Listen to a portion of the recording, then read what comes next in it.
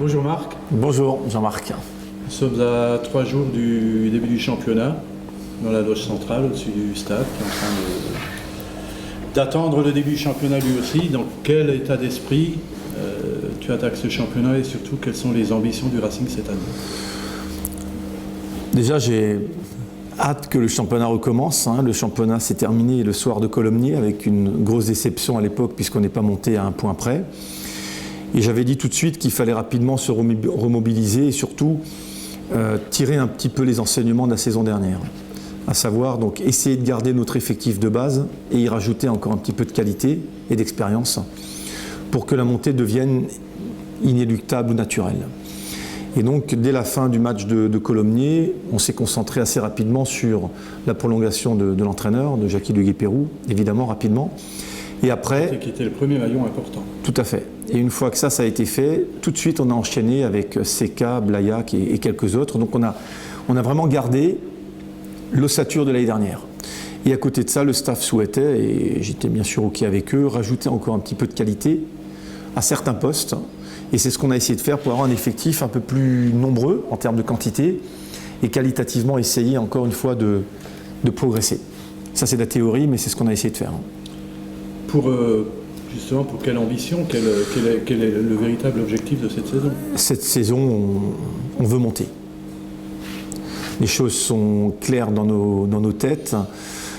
C'est notre troisième saison en national. La première a été très dure parce que tout simplement on avait hérité de contrats signés en CFA2 qui étaient très lourds pour le club. Donc avec la masse salariale bloquée, on ne pouvait pas bouger la première année. L'année dernière, on a essayé de progresser un petit peu et cette année, avec une difficulté aussi qui avait été d'avoir été remis dans le championnat que le 15 juillet, qui avait beaucoup retardé aussi la campagne de recrutement. Exactement, parce qu'on avait été sauvé administrativement, ce qui veut donc dire, la conséquence, c'est que la masse salariale était bloquée et donc on n'était pas maître à bord pour faire ce qu'on souhaitait. Cette année, la masse salariale a été libérée, on a eu le feu vert total de la DNCG et on a eu pour la première fois. Et la deuxième chose très importante, on avait beaucoup de joueurs en fin de contrat. Donc, si on veut être très clair aussi, on a pu pour la première fois modeler un petit peu l'effectif comme on le souhaitait. C'est ce qu'on a fait. Comme je le disais, c'est de la théorie. Maintenant, le plus dur arrive. On veut monter, mais pour ça, il faut gagner les matchs. Et ça commence par le match de Dunkerque, qui est une très belle équipe de nationale. Parce que quand on voit aussi les efforts qui ont été consentis par ailleurs, en dehors de Strasbourg, Strasbourg a une pancarte. Tout le monde a dit Strasbourg est favori, Strasbourg doit monter. Ce qui va aussi peut-être un peu rendre la saison pas difficile, mais où il faudra assumer. Mais les autres clubs aussi, on voit qu'ils ont pris en Ligue 2, voire en Ligue 1. Impression que par rapport à la saison dernière, la concurrence est beaucoup plus forte cette saison. Moi, je suis totalement de cet avis-là. Je pense qu'aujourd'hui, il y a 7-8 prétendants de très très bon niveau qui veulent jouer la montée. Alors, c'est facile de parler de Strasbourg. Évidemment, ça arrange tout le monde, mais en réalité, si on regarde un petit peu les concurrents qu'on a, il y en a au moins 7 à 8, dont Orléans et Châteauroux qui descendent de Ligue 2 et qui ont un budget important et qui veulent remonter. Amiens qui a un budget très très important national et qui a bien recruté. Je trouve que Colmar a fait du très bon travail aussi et veulent jouer la montée. Et j'en oublie quelques-uns. Tout à fait, Boulogne aussi par exemple. Donc nous on se compte pour être très précis aussi, on ne regarde pas les autres. On se concentre sur nous. C'est une saison charnière dans la vie du club. On est reparti de tout en bas. On est remonté petit à petit à un niveau maintenant, je pense, important, intéressant, qui doit aujourd'hui nous propulser en Ligue 2. Donc on a fait les efforts qu'il faut. Après, une saison, c'est avoir un peu de réussite, pas de suspension, pas de blessés, un peu de réussite dans certaines décisions aussi. Donc tout ça, c'est une alchimie qui doit être positive cette année si on veut monter. C'est une équipe qui a forcément demandé un investissement supplémentaire par rapport aux saisons dernières. Comment s'est articulé le budget par rapport à tout ça? On a tout simplement augmenté la masse salariale joueur, je parle de 10%. On a bien sûr progressé fortement dans nos recettes sponsoring. On a beaucoup progressé aussi bien sûr sur les abonnements encore cette année. On avait 3700 l'année dernière. Cette année, je pense qu'on va faire entre 4000 et 4500. On a fait une augmentation de capital avant le match de Colomiers d'ailleurs pour anticiper un petit peu cette saison. Et donc je crois qu'on a tout préparé en amont pour pouvoir réagir rapidement après la fin de saison. Et j'espère que ce travail va payer cette saison. Globalement, quel est le budget actuel du Racing Club d'Asselin ? On va avoir un budget à peu près de 5,3 millions. Le club aujourd'hui est sain. En termes de gouvernance aussi, on est depuis quelques années maintenant sur une stabilité. Donc il n'y a pas de... Ce qui me fait plaisir, c'est qu'on reparle de Racing pour la partie sportive, le terrain. Voilà, le reste, ça travaille bien. On n'est plus dans les coulisses maintenant. Non, dans les coulisses, on est très bien organisé. On est un club amateur, mais le Racing mérite d'être organisé d'une manière professionnelle et c'est ce qu'on fait. Voilà, on se prépare à la Ligue 2. J'espère que c'est bientôt. Mais en tous les cas, on est structuré aujourd'hui pour l'assumer. À côté de ça, là on parle de l'équipe première, mais on ne travaille pas seulement pour l'équipe première. L'organisation aussi, c'est tout ce qu'il y a derrière, la formation. Et je crois que là aussi, beaucoup de choses ont été faites là, avec François, ton frère. Tout à fait. On a avancé fortement, Jean-Marc, sur la dernière année, avec un résultat important. L'équipe de DH de Pascal Dronnelet est remontée en CFA2. Donc pour nous, c'était très important que l'équipe réserve revienne à un niveau intéressant. Et d'une manière générale, au centre de formation, depuis que François Keller a repris la direction du centre il y a un an et demi, on peut dire aujourd'hui qu'on redevient, même en étant un club amateur, dans un centre non agréé, on redevient vraiment un centre de formation très intéressant en termes de qualité. C'est aussi ça qui fait la particularité de Strasbourg par rapport à ses autres concurrents nationaux et qui font souvent dire à Strasbourg ils ont beaucoup d'argent, mais beaucoup d'argent est consacré aussi à la formation, à l'organisation de ces jeunes. Écoutez, déjà, nous, on est un club, on a des actionnaires locaux, des chefs d'entreprise, on est sur des budgets naturels. Donc, on est redevenu un club sain financièrement parce qu'on a bien travaillé depuis 3-4 ans, ce qui nous permet aussi d'avoir une certaine latitude quand on va à la DNCG pour que le club puisse progresser. À côté de ça, je sais qu'on aime bien un peu titiller Strasbourg en disant c'est Strasbourg en national, mais le budget est une chose, la masse salariale des joueurs en est une autre. Nous, on a un budget important. Plus de 20% de notre budget est consacré au centre de formation, ce que ne font pas les autres clubs. Donc, on a une masse salariale aujourd'hui conséquente, mais il y a d'autres clubs qui ont des masses salariales très importantes aussi. C'est pour ça que la concurrence est féroce. Alors, on est là dans ce stade qui est encore vide, qui était il y a encore quelques semaines plein à craquer pour le dernier match de Colomiers. Il y a ce public aussi qui est revenu en nombre ces dernières années, et peut-être dont la topographie a un peu changé. Il y a un nouveau public, je crois, à la Méno. Oui, la grande réussite, alors l'année dernière, évidemment, on est resté un petit peu sur la déception de ne pas monter, mais moi, je suis très rapidement passé à autre chose, dès le soir d'ailleurs de Colomiers, et je trouve que le grand souvenir de cette saison, pour moi, j'ai 3 souvenirs qui me marquent. Le match de Colmar, guichet fermé, exceptionnel, en plein hiver, avec beaucoup d'enfants. Et des enfants qui ont redécouvert une Méno pleine. Regardez le stade, quand il y a 25, 26, 27 000 personnes, c'est magnifique. La deuxième image que j'ai, c'est contre Amiens, que j'ai trouvé très très motivé d'ailleurs quand ils ont joué contre nous, alors que... Oui, on ne sait pas trop ce qu'ils jouaient, mais enfin ils l'ont joué. En tous les cas, on a marqué quand Blaillac s'est fait faucher à la dernière seconde, et quand Jérémy marque, ça nous permet de garder espoir. Et là, j'ai senti les 15 000 ou 18 000 personnes qui ont chaviré dans un bonheur incroyable. Et bien sûr, la troisième image que j'ai dans ma tête, qui restera comme tous les Alsaciens ou tous ceux qui étaient en match, c'était le match de Colomiers, guichet fermé, en 3 jours, 27 000 personnes, et une fausse rumeur à 10 minutes de la fin, et tout le monde a cru dans le stade qu'on montait en Ligue 2.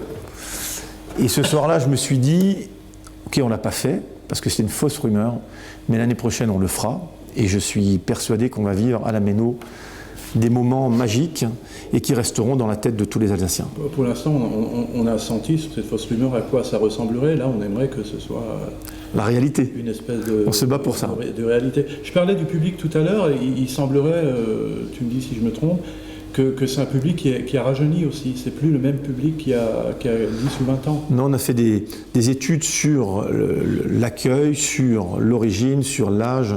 Et on voit aujourd'hui, on a à peu près une moyenne d'âge, je crois, de 36 ou 37 ans, beaucoup plus jeunes. Et on a beaucoup de jeunes étudiants. Et ça, je crois que c'est une grande réussite aujourd'hui pour le club parce que le Racing a vécu, je crois, 6 ou 7 ans très difficiles,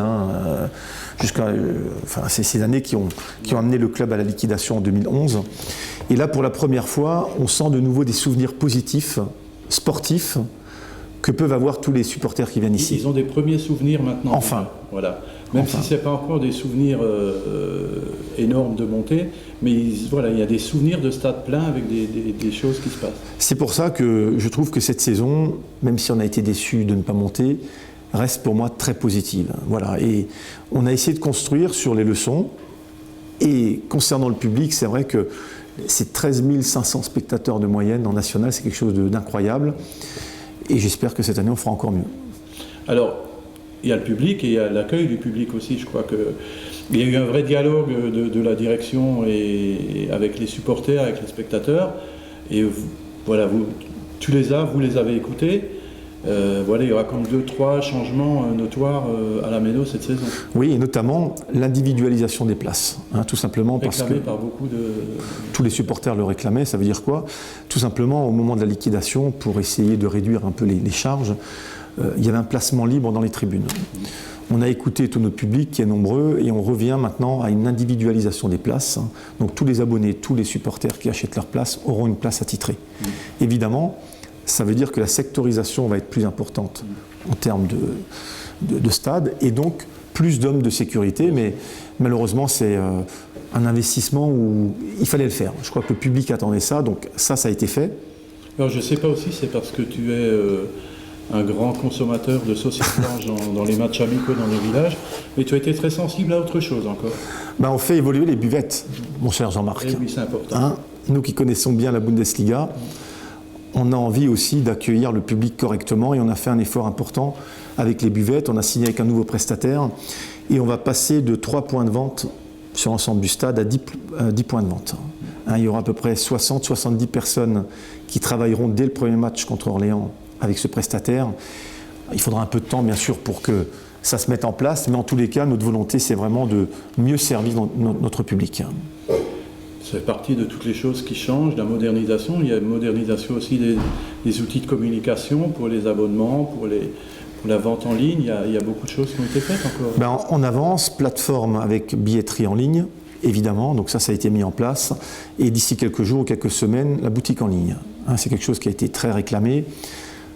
Pour ceux qui étaient là dimanche pour la journée des supporters, il y avait 2500 personnes présentes pour la présentation des joueurs. Énorme, la boutique a explosé.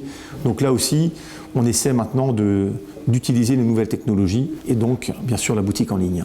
Et donc même les abonnements par Internet, je crois, étaient un succès considérable. Tout simplement, Jean-Marc, pour l'instant, on est à 3500 abonnés vendus.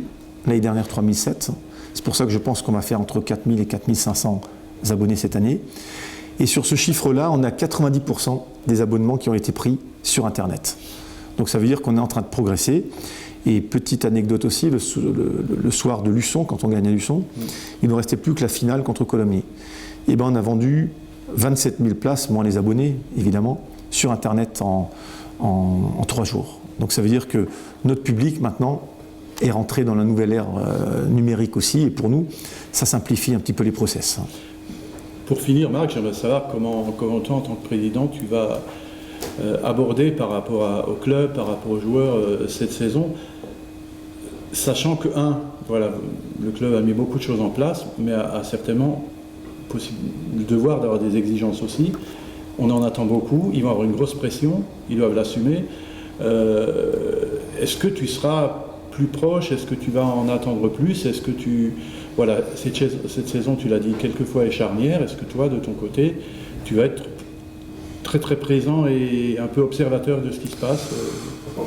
Très sincèrement, je serai... Sans toucher évidemment au travail de ton... Non, mais je serai présent comme je l'ai toujours été depuis 4 ans. Après, moi j'aborde cette saison avec beaucoup de confiance, beaucoup de sérénité, que ce soit dans les bons moments ou les mauvais moments, j'ai toujours gardé la stratégie ou la ligne que je m'étais fixée, donc là ça ne change pas. Par contre, grande vigilance, parce que je pense qu'on a vraiment progressé. Tout le club pousse maintenant, on a fait des efforts sur l'équipe première, les efforts doivent être récompensés, mais Ça, c'est la théorie. Je crois que le staff a aussi recruté pour avoir une équipe de qualité, voire meilleure que l'année dernière. Maintenant, une saison, c'est long. Il faut avoir un peu de réussite dans les blessures, dans les suspensions, notamment. Et il faut aussi que l'esprit de groupe, Jean-Marc, qu'on avait vu sur les 6 derniers mois entre janvier et juin, se perpétue. Voilà, on a pris des joueurs... C'est pas le plus facile. Non, c'est le plus dur. Parce qu'il y a aussi l'attente par rapport à ça du public. Dire, c'est facile. Ils ont gagné le 8 dernier, ça va continuer comme ça. Ben non, ça ne se passe pas comme ça dans le football. Non, mais moi je suis content qu'il y ait la pression. Je trouve que Strasbourg est un club différent, c'est un club où il y a du monde. Et quand il y a du monde, il y a la pression. Ben, moi je préfère qu'on soit sous pression. Donc à nous d'assumer, et notamment sur le terrain, cette attente folle. Mais je crois qu'il y a les joueurs de qualité et d'expérience pour mener à bien cette mission. Mais c'est vrai que l'esprit, le collectif, l'abnégation, le don de soi, l'esprit d'équipe, tout ça, ça fait notre force sur les 6 derniers mois. Il faut absolument qu'on n'attende pas le mois de janvier pour recommencer sur cette dynamique. Tout est réuni pour qu'on y arrive. Le plus dur commence. Il faut gagner les matchs et ça commence par Dunkerque, qui est déjà un outsider très sérieux cette saison. Voilà, là, je pense que tous les Alsaciens sont rassurés. Leur président est un vrai Alsacien. Il aime la pression. Merci Marc. Bonne saison à tous.